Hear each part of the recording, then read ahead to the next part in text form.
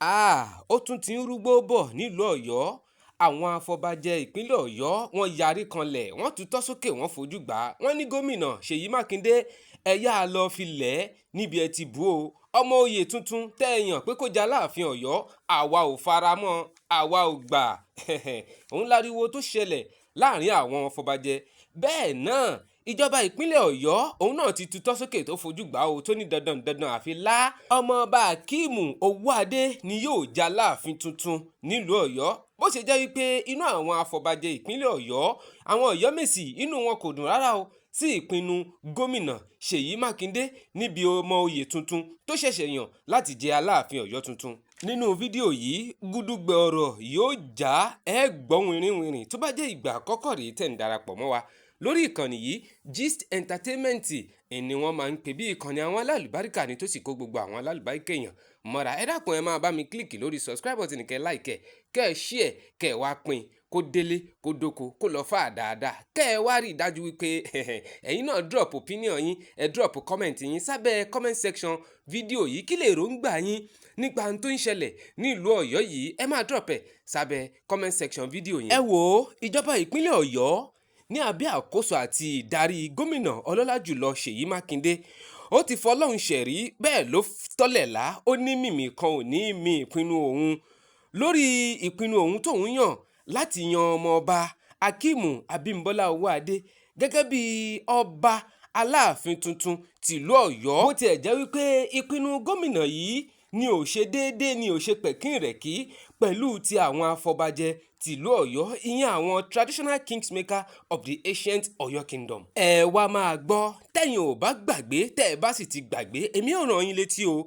Tẹ́yin náà bá gbàgbé, ní ọjọ́ Friday tó kọjá ní gómìnà Ṣèyí Mákindé ló kéde fún gbogbo àgbáńlá ayé wípé ọmọọba Akeem Abimbola Owoade ni yóò bọ́ sórí àpèrè àwọn baba ńlá kú baba rẹ̀ o lẹ́yìn ìṣípòpadà ọba Lámídì Aláàfin tàná, ìyẹn ikú bàbá yèyé tó gbéṣẹ̀ lọ́dún 2022. Ṣé ìṣe pé kànnàkànnà ti ń nàmọ ẹ̀gà báyìí, ìjà ń bọ̀ ni ìjà ò tí ì dé. Ẹ wò ìpinnu gómìnà ló ti wá dá họ́wùhọ́wù àti lọ́gbọ́lọ́gbọ́ sílẹ̀ láàrin àwọn aráàlú Ọ̀yọ́ jákèjádò nílé lóko àti lẹ́yìn odi. Ẹ wò 5 nínú àwọn 7 tí wọ́n jẹ́ afọbajẹ ìṣẹ̀ǹbáyé tìlú Ọ̀yọ́ tí wọ́n máa ń fọbajẹ.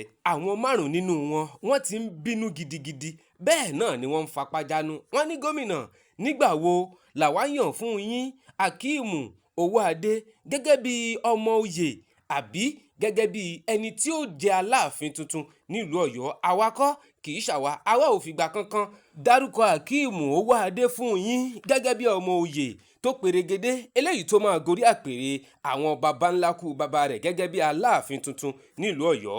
Ó dáa, ó yá, ẹ jẹ́ kí n wá sáré dárúkọ díẹ̀ nínú àwọn 5 tí wọ́n jẹ́ afọbajẹ ìṣẹ̀ǹbáyé tìlú Ọ̀yọ́ tí wọ́n máa ń fọbajẹ. Àkọ́kọ́ náà ni Basọ̀run of Ọ̀yọ́ tó jẹ́ High Chief Yusufu Láyínká. Ẹlẹ́ẹ̀kejì náà ni Lágùnà tìlú Ọ̀yọ́, bàbá High Chief Wàkílù Oyèdépò. Ẹnìkẹta tí ń tún dárúkọ náà ni Akínikú of Ọ̀yọ́ tí ó jẹ́ High Chief Hamsa Yusufu. Àtàwọn 2 tó kù ni wọ́n ti yarí kanlẹ̀ tí wọ́n sì ń bínú sí gómìnà Ṣèyí Mákindé pé gómìnà ẹ ti wá ṣèyí nígbà tá àti ìkú. Ṣé bí mo sọ lẹ́ẹ̀kan ìpè tí ń rúgbó bọ̀. Ẹ wò àwọn afọbajẹ 5 yìí ni wọ́n ti wá kọ lẹ́tà kan gbọ̀ọ̀rọ̀gbọ̀ọ̀rọ̀ ìwé ìpẹ̀jọ́ sí gómìnà ọlọ́lá jùlọ Ṣèyí Mákindé tó jẹ́ gómìnà ìpínlẹ̀ Ọ̀yọ́ wípé àwọn ò gbàṣẹ́ nínú lẹ́tà gbọ̀ọ̀rọ̀ kan tí lọ́ọ̀yà wọn kọ tó sì buwọ́lù tó sì fi ránṣẹ́ sí gómìnà Ṣèyí Mákindé. Lẹ́tà náà ló ń ṣàfihàn wípé bí gómìnà Ṣèyí Mákindé bó ṣe yan ọmọọba Akeem Abimbola Akeem gẹ́gẹ́ bí Aláàfin tuntun tìlú Ọ̀yọ́ ló jẹ́ ọ̀nà awúrúju pátápátá gbà. Bẹ́ẹ̀ náà ló jẹ́ ọ̀nà àìtọ́, ọ̀nà àìbófinmu pẹ̀lú, ọ̀nà jìbìtì tún ni. Ọ̀nà náà ni ò sì jẹ́ ìtẹ́wọ́gbà rárá àti rárá lọ́dọ̀ àwọn afọbajẹ. Ẹ rí wípé ó ti wá ń lágbára báyìí. Àwọn ò gbà Abimbola gẹ́gẹ́ bí Aláàfin tuntun tìlú Ọ̀yọ́ o. Àwọn afọbajẹ tìlú Ọ̀yọ́ ni wọ́n ń pariwo bẹ́ẹ̀. ẹ jẹ́ kí n tún máa rán wa létí tó bá jẹ́ ìgbà àkọ́kọ́ lélẹ́yìí tá à ń darapọ̀ mọ́ wa lórí ìkànnì yẹn má gbàgbé láti click lórí subscribe button kẹ́ ẹ drop comment yín bó ṣe ń lọ nílùú Ọ̀yọ́ kí lè ro tiyín. wọ́n ní èé ṣe gómìnà ìpínlẹ̀ Ọ̀yọ́ ṣe bí wọ́n ní igi kan kì í dágbó ṣe ni kí ló wáá dé tẹ̀yìn fẹ́ máa dágbó ṣe. wọ́n ní ẹni tí gbogbo àwọn gẹ́gẹ́ bí afọbajẹ ti ìlú Ọ̀yọ́ táwọn panupọ̀ dìbò fún forúkọ ẹ̀ ránṣẹ́ sí gómìnà nípínlẹ̀ Ọ̀yọ́ lọ́dún tó kọjá ní September 30 òun náà ni ọmọọba Lukmanu Gbádégẹṣin gẹ́gẹ́ bí ẹni tó perégedé jù lẹ́ni tó tọ́ tó sì yẹ nípò láti gorí apèrè àwọn baba ńlá kú baba rẹ̀ gẹ́gẹ́ bí Aláàfin tuntun ti ìlú Ọ̀yọ́ èéṣe tẹ̀yìn wá dọ́wọ́ wú.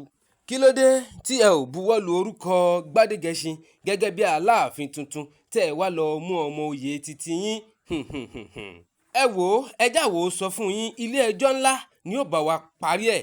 ilé ẹjọ́ tí ò tẹ́mi lọ́rùn tó ga jù lọ òun ni àwọn afọbajẹ́ ti wá gbẹ́jọ́ lọ báyìí. wọ́n sì ti pe gómìnà ti ìpínlẹ̀ Ọ̀yọ́ lẹ́jọ́ bí gómìnà ti dáwọ́ wípé àwa ò gbà ó àwa ò faramọ́ bẹ́ẹ̀ ti ṣe tinú yín tẹ́ ẹ yan ọmọ oyè tó tẹ́ ẹ̀yin lọ́rùn tí ò sì tá wa lọ́rùn. ó yá ẹjá pàdé nílé ẹjọ́ ńlá àwọn afọbajẹ́ ni wọ́n ń pariwo.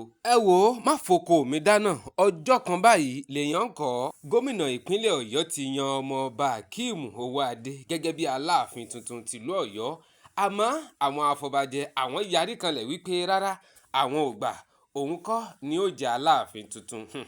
kí lè ro tiyín lórí rògbòdìyàn tí ń ṣẹlẹ̀ nílùú Ọ̀yọ́ yìí tálẹ̀ yín rò pé ó lẹ́tọ̀ọ́ sí Aláàfin tuntun tìlú Ọ̀yọ́. tó bá sì jẹ́ ìgbà àkọ́kọ́ lélẹ́yìí tẹ́ ń darapọ̀ mọ́ wa lórí ìkànnì yìí ẹ má gbàgbé láti click lórí subscribe button kẹ́ like kẹ́ share. ó ti yá àìṣọ̀rẹ́ èrò káyọ̀ ẹ̀jẹ̀ ń di gbádàgbọ̀n mi ó tún dọjọ́ mi ọjọ́ rẹ ni o àmọ́ fún gbogbo ẹ̀yin new subscribers àti returning subscribers wa ẹ ṣé àdúpẹ̀pẹ́ òkun òjòjò ní ṣòwò kó má nájà kókókó lára ọ̀tá yín yóò máa le. ẹ ṣé o àdúpẹ́. àwọn lè fẹ́ sọ fún mo fẹ́ lo opportunity to let our people in Ọ̀yọ́ let them know pé the process to select a new Alaafin will not be beyond the declaration lórí throne yẹn. I've seen people tí wọ́n wá bá mi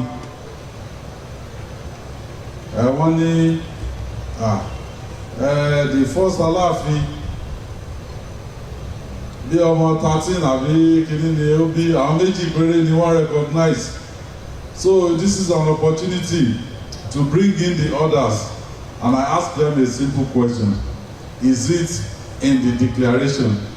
Ẹ̀wọ̀n ló wà nínú declaration kan tí wọ́n kọ́kọ́ fẹ́ gbé wá ṣùgbọ́n wọn ò sign ẹ̀ ọ̀dà tí wọn ò bá sign ẹ̀ declaration tí wọ́n sign òun ni àáfihàn Aláàfin tuntun.